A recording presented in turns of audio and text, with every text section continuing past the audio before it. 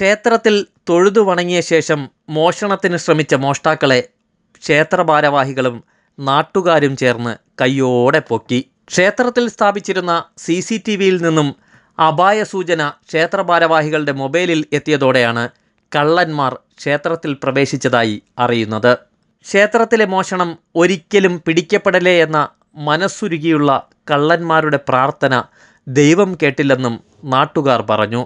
പാറശാല പേരൂർ ശ്രീകൃഷ്ണസ്വാമി ക്ഷേത്രത്തിലാണ് മോഷണശ്രമത്തിനിടെ കള്ളന്മാരെ നാട്ടുകാർ പിടികൂടിയത്.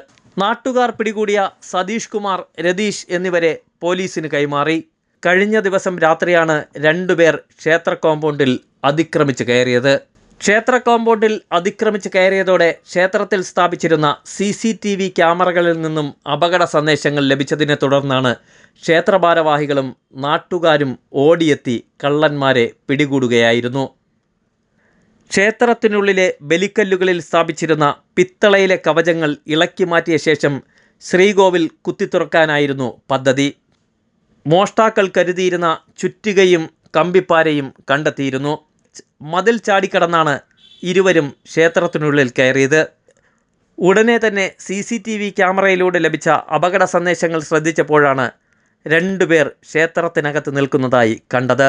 ക്ഷേത്രഭാരവാഹികളും നാട്ടുകാരും ഉണർന്നു പ്രവർത്തിച്ചതോടെ ഒരു കള്ളനെ ഓടിച്ചിട്ടും മറ്റൊരാളെ ക്ഷേത്രത്തിന് മുന്നിൽ വെച്ചും പിടികൂടാനായത്. ദൈവം കള്ളന്മാർക്കൊപ്പം നിൽക്കില്ലെന്ന് വിളിച്ചു പറഞ്ഞുകൊണ്ടായിരുന്നു ഇരുവരെയും പോലീസിന് കൈമാറിയതും. CCTV ക്യാമറയിൽ നിന്നും അപായ സൂചന ക്ഷേത്രഭാരവാഹികൾക്കെത്തുമെന്ന് ഒരു പ്രതീക്ഷയും കള്ളന്മാർക്കും ഇല്ലാതിരുന്നതാണ് മോഷ്ടാക്കളെ എളുപ്പത്തിൽ പിടിക്കാൻ സാധിച്ചതും.